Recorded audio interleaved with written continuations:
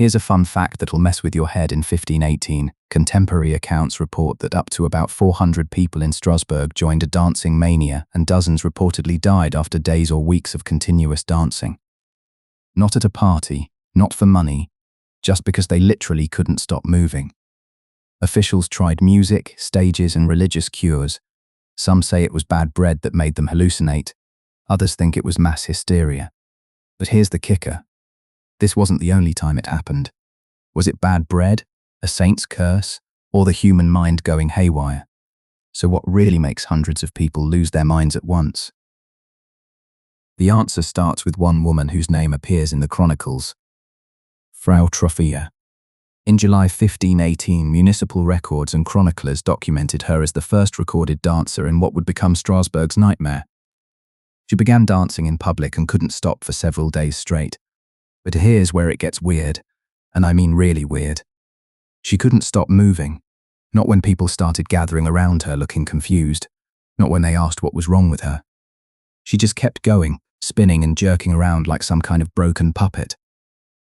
You're walking through narrow medieval streets, probably dodging horse manure and trying not to get pickpocketed, when you see a grown woman flailing around uncontrollably. Her arms are swinging, her legs are kicking, and she's sweating like crazy. The neighbors are standing there with their mouths open, thinking she's completely lost her mind. Now you'd think the authorities would step in pretty quick, right?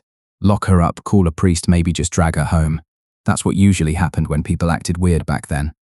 Medieval folks often punished unusual public behavior harshly. You could get burned at the stake for way less than public dancing fits. But somehow Frau Troffea kept dancing for days straight without anyone stopping her. Why didn't they stop her? No food breaks, no sleep, just constant movement that looked painful to watch. Something about this situation made people hesitant to just shut it down. Instead of hauling her away, something much stranger happened. Other people started watching Frau Troffea dance, really watching her. Not just quick glances or pointing fingers, but standing there staring at her movements. And that's when their own bodies started getting ideas. I'm not talking about people deciding to join in for fun. These weren't party animals looking for a good time. They looked terrified and confused, like their legs were moving without permission from their brains. Within just 1 week, dozens more people joined Frau Troffea in the streets. Not because they wanted to, but because they couldn't help themselves. One woman's breakdown turned into the beginning of something way bigger and scarier. You had groups of people jerking around together, all looking exhausted and freaked out by what their bodies were doing. The streets started filling up with unwilling dancers who couldn't make themselves stop moving. That's when Strasbourg officials realized they had a real problem on their hands. This wasn't just one woman having a breakdown anymore. This was dozens of people losing control of their bodies at the same time, and the number kept growing every day. The authorities had to figure out what was happening before their entire city turned into one giant, terrifying dance floor. But they had no idea how fast this thing was about to explode. Within days of Frau Troffea's first dance, the phenomenon spread through Strasbourg with terrifying speed. I mean, we're talking about medieval times when news traveled at horse speed. Yet somehow this dancing madness jumped from person to person like wildfire. More people started joining what can only be described as the dance party from hell. But these weren't partygoers having fun or celebrating some festival. These people looked absolutely terrified and exhausted, like their own bodies were betraying them. You could see it in their faces, pure confusion mixed with panic, as their legs kept moving without permission. They weren't smiling or laughing. They were sweating, crying, and desperately trying to make themselves stop. Imagine your body just deciding to dance against your will while your brain screams at it to quit. Picture walking through Strasbourg during this time. You're minding your own business, maybe heading to the market or visiting a friend, when you turn a corner and see groups of people jerking around uncontrollably in the streets. Their arms are flailing, their heads are bobbing, and they're moving in these weird, unnatural rhythms that look more like seizures than dancing. Some had collapsed on the ground with bloody feet, still twitching and moving their limbs while gasping for breath. The really messed up part is how it jumped from person to person. You'd be standing there watching someone dance, thinking what the hell is wrong with them, and then boom, suddenly your own feet start tapping. Your body starts swaying without you telling it to. Before you know it, you're moving in sync with the other dancers, and you can't make yourself stop no matter how hard you try. Witnesses described seeing perfectly normal people just stop what they were doing and start convulsing in rhythm with the others. A baker would be kneading dough, then drop everything and start spinning around. A merchant would be counting coins, then suddenly his hands start waving and his legs start kicking. These weren't people who wanted to dance. These were regular folks whose bodies just started moving on their own, like they'd caught some kind of movement virus. Contemporary accounts suggest the crowd grew to around 400 people over weeks. Historians treat that as an estimate. Think about that number for a second. That's like an entire high school worth of people all dancing uncontrollably at the same time. The streets became a horror show of exhausted dancers collapsing from dehydration and heart failure. Some dancers had been going for weeks without proper food or sleep. Their muscles were cramping and spasming. But they couldn't stop moving, even when their bodies were clearly shutting down from exhaustion. The continuous dancing was literally killing them, and they were powerless to make it end. Chroniclers recorded dozens of deaths. Some accounts blamed exhaustion, strokes, or heart attacks. Bodies just couldn't handle the physical stress of dancing for days or weeks without rest. The death toll kept climbing as more people joined the dancing, and others collapsed from exhaustion. City officials realized they were dealing with something they'd never seen before. This wasn't plague or famine or war problems they knew how to handle. This was hundreds of their citizens losing control of their bodies simultaneously, and people were dying in the streets from dancing. So why did they keep dancing even as people dropped? The city officials thought they had the perfect cure for the dancing plague. I mean, these people were literally watching their neighbors dance themselves to death. And they came up with a solution that makes about as much sense as putting out a fire with gasoline. You gotta love medieval logic, you know. Medieval doctors blamed hot blood and recommended more movement to sweat out the condition. If someone had a fever, you made them sweat more. If they were vomiting, you gave them stuff to make them puke harder. So when they saw hundreds of people dancing uncontrollably, their brilliant medical minds thought the obvious answer was more dancing. I'm not making this up. So their genius plan was to hire professional musicians and build stages to encourage even more dancing. The city council sitting around a table, stroking their beards, and one guy goes, "You know what these dying dancers need? Better music and bigger dance floors." And somehow everyone else nodded and agreed this was a fantastic idea. I'm not kidding. They literally thought the cure for people dancing to death was to make them dance harder and longer. The authorities figured if you're gonna dance anyway, might as well do it right. So they hired the best musicians in town, set up proper stages, and basically turned the whole crisis into an official city event. It's like seeing someone choking and deciding to shove more food down their throat. They opened guild halls, cleared market squares, and threw what was essentially a city-sponsored dance marathon for dying people. Meanwhile, people are collapsing left and right from exhaustion. But hey, at least they had good music to die to. The logic was that if people had hot blood making them dance, they could sweat it out and get better. Medieval doctors thought dancing was caused by overheated blood that needed to be burned off through more movement. It's like thinking the solution to being too drunk is to drink more alcohol until you're sober again. The reasoning was completely backwards, but they went all in on this theory. Instead of helping, the music and public stages turned the whole thing into a spectacle that attracted even more victims.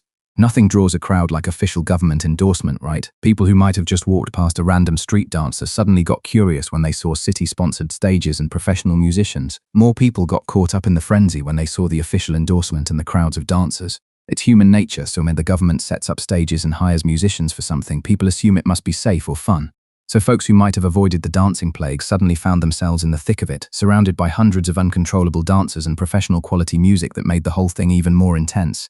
Historians point to the city's decision to gather dancers in public spaces as a key factor that amplified the contagion. The authorities' brilliant medical intervention actually made the crisis worse and killed more people faster. Instead of containing the outbreak, they turned it into the main attraction. The death toll spiked as more people joined the dancing, and the existing dancers pushed themselves even harder with better music driving them on. Eventually, they figured out their plan was backfiring spectacularly and tried a completely different approach. After watching their city-sponsored dance marathon turn into a mass casualty event, even medieval officials could see they'd screwed up royally. But by then, people were desperate for any explanation that made sense of this nightmare. One theory that got thrown around for years was moldy bread that made everyone trip out. The Ergot theory became the go-to answer for pretty much every weird medieval outbreak. You know how it goes, right? Something crazy happens in the past and someone always blames it on drugs or bad food. In this case, scientists pointed to ergot, a fungus that grows on rye and contains psychoactive alkaloids. Ergot was proposed because it can cause hallucinations and convulsions. Sounds like a perfect match for dancing plague, doesn't it? People eat bad bread, start tripping out, and boom, suddenly they're dancing in the streets like maniacs. It's neat, it's simple, and it gives us a nice scientific explanation for medieval weirdness. Case closed, mystery solved. Everyone goes home happy. But historians and medical reviewers point out that ergotism usually produces convulsions, painful seizures, and gangrene, not the coordinated, sustained dancing reported in Strasbourg. When people get ergot poisoning, they don't start moving to music or dancing in rhythm with other people. They get violent muscle spasms that look nothing like the organized movement witnesses described. These aren't smooth dance moves we're talking about. Ergot victims writhe around in agony, their muscles contracting randomly while their extremities start rotting from gangrene. That's not dancing, that's dying in a really horrible way. Plus, the social pattern of the outbreak fits psychogenic models better than chemical poisoning. If it was just bad bread, why did the dancing spread person to person instead of hitting random households all at once? Think about how people got their bread back then. Families bought from local bakers, or they made their own from grain they stored at home. If the grain supply was contaminated, you'd expect to see entire families getting sick together. Instead, the dancing plague jumped from stranger to stranger in public spaces through sight and proximity. That's not how food poisoning works, you know. Remember how the authorities hired musicians and the dancers actually responded to the beat? Ergot poisoning doesn't make you dance better with background music. It makes you convulse uncontrollably while your brain goes haywire from hallucinations. The Strasbourg dancers weren't hallucinating. They were moving in coordinated patterns that matched whatever music was playing around them. And here's the kicker. Ergot outbreaks were pretty common in medieval Europe, but dancing plagues were rare as hell. Contaminated rye was a regular problem back then. People dealt with ergot poisoning fairly often, especially during wet summers when the fungus thrived. But how many times do you hear about entire cities dancing themselves to death? Almost never. If moldy bread caused dancing epidemics, you'd expect to see this happening all the time, not just in specific places and times. Every bad harvest with ergot contamination should have triggered dancing outbreaks. Instead, we get maybe a handful of cases over several centuries. That's not the pattern you'd see if ergot was really the cause. Modern researchers have basically ditched the ergot theory because it can't explain the social contagion aspect of the outbreak. The way the dancing spread from person to person through observation and proximity points to something psychological, not chemical, which means the real answer is way more disturbing than bad bread.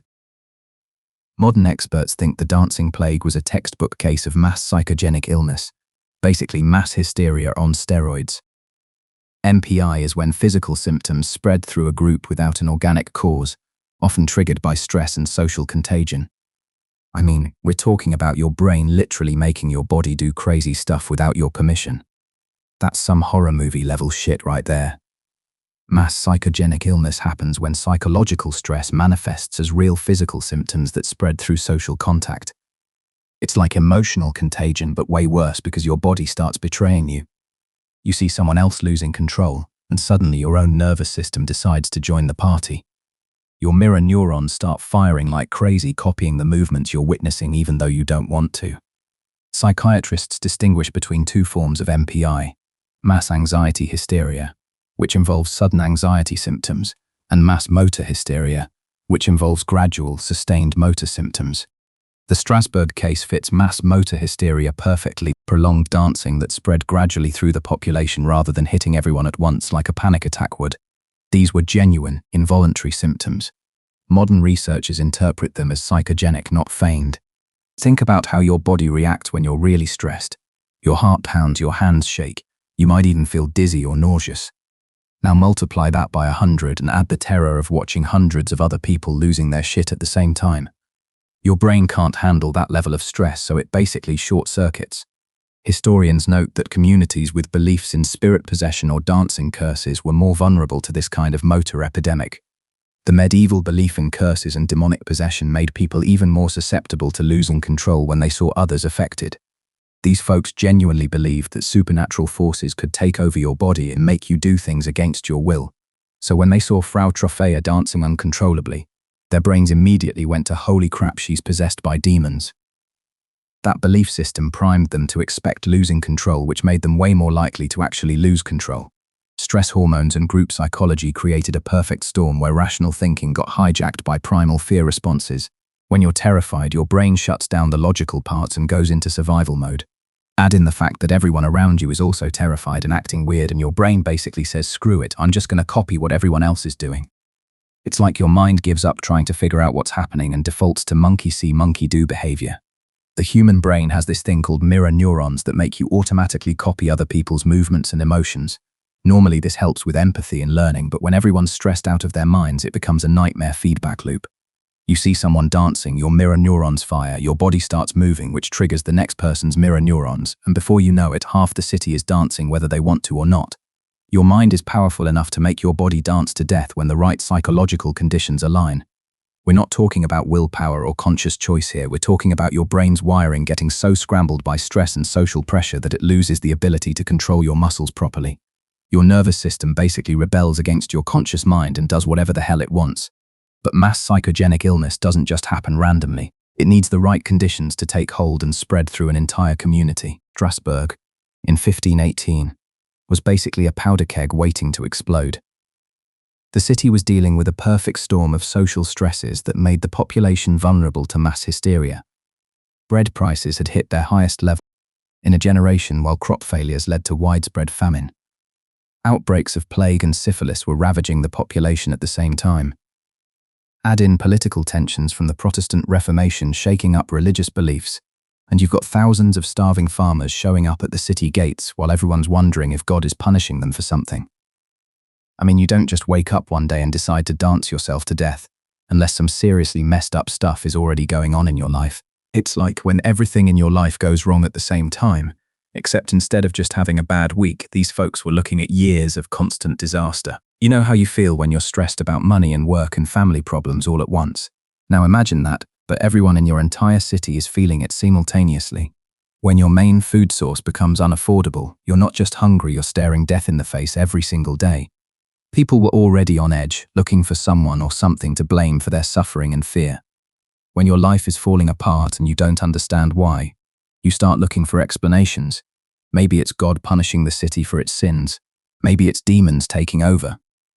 Paranoia starts spreading almost as fast as disease when everyone's desperate for answers.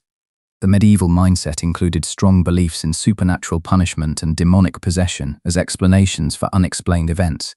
These people genuinely believed that saints could curse entire cities if they got pissed off enough. Saint Vitus was a Catholic saint who supposedly had the power to inflict dancing plagues on people he didn't like. So when weird stuff happened, supernatural explanations seemed totally reasonable. Psychologists and historians connect chronic social stress with dissociative trance states, making communities primed for motor epidemics. When Frau Trophea started dancing, it triggered existing fears about divine wrath and spiritual contamination in an already traumatized population. Everyone was already expecting divine punishment because their lives sucked so much.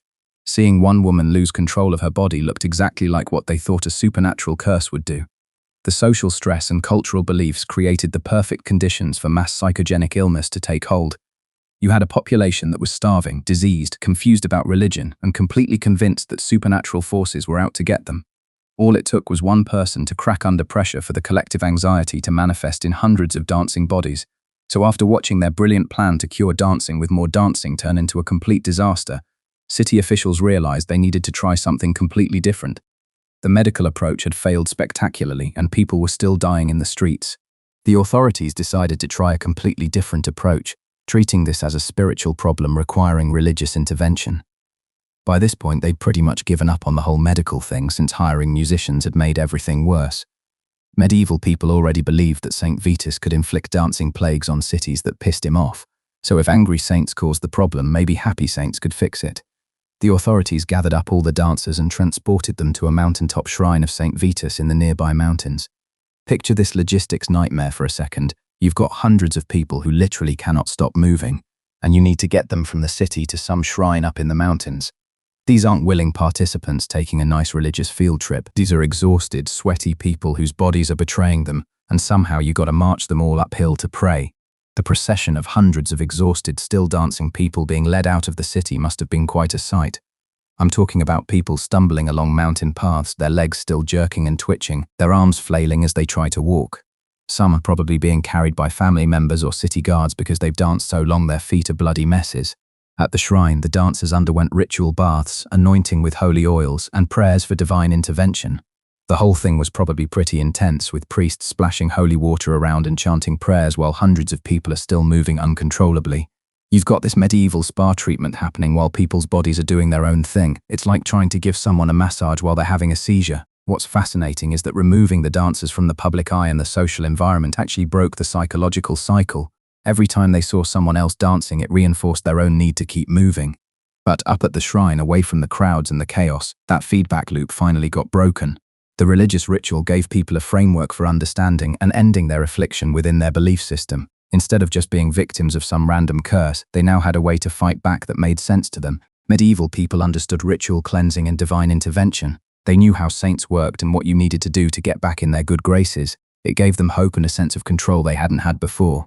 Away from the crowds and the music and the public spectacle, the dancers finally began to regain control of their bodies, without hundreds of other people dancing around them and professional musicians making everything more intense. Their brains could finally start calming down. The isolation removed all the triggers that had been keeping the mass hysteria going. After months of people dancing themselves to death, the whole thing just stopped. Not slowly, but fast, like someone flipped a switch. Most historians now read the end of the outbreak as the result of breaking the visual and social feedback loop, removing dancers from public view and the group context that kept the behavior going. This whole nightmare shows us just how powerful the human mind can be when the right conditions align. The dancing plague is best understood as a historic case of mass psychogenic illness, shaped by extreme stress and cultural belief. An object lesson in how social context shapes symptoms. I mean, that's some serious brain power right there. Your head is literally powerful enough to make 400 people dance themselves to death when the conditions are just right. This wasn't just medieval superstition. Mass psychogenic illness is a real psychological phenomenon that can happen anytime people are stressed and scared enough. If social contagion can spread on a medieval street, what does constant social media exposure do today? We're talking about the same human brains that made Strasbourg dance, just with different triggers.